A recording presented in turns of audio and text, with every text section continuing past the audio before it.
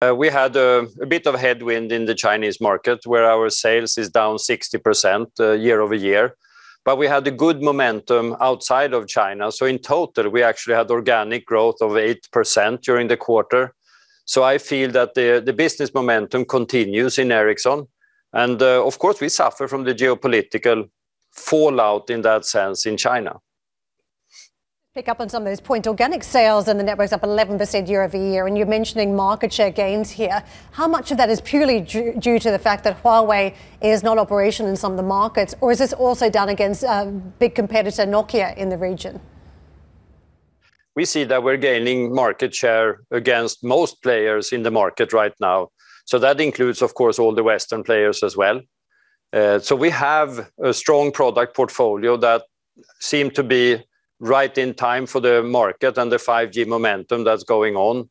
And you saw today also that we announced a big contract with Verizon, a 5-year, $8.3 billion deal that we just signed. So, of course, we see that momentum.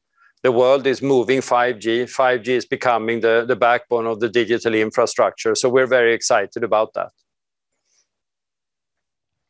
Eric, good morning to you, Börje. Look, it is exciting what you're doing in the States, and well done on the Verizon deal as well. But look, your recent annual report is now talking about the risks to China as well. Risks have increased, that the tenders will be allocated at significantly lower market share than its current market share as well. China is becoming harder and harder. Is it irreversible what is happening at the moment, i.e. Western companies being more and more squeezed out of China, Chinese companies being more and more squeezed out of key Western markets? You know, I think if we look at the wealth that has been created around the world thanks to free trade, I think we need to talk about that much more.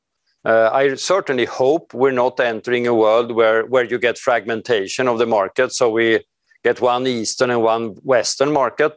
I really think we all benefit from having open markets, open access. It's good for China, it's good for the West, and I think it's good for the whole world.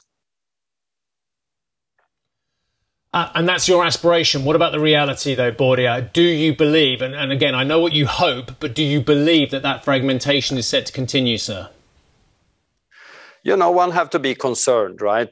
I think what we see is a clear risk that we are fragmenting supply chains, that we're fragmenting markets, etc. But it's my hope still that you know, if we think long term, keeping the economy together, keeping the dependence by free trade together, I think will actually form a stronger economy, a stronger collaboration between countries. And actually countries that trade with each other typically have better relationships than if they don't trade with each other.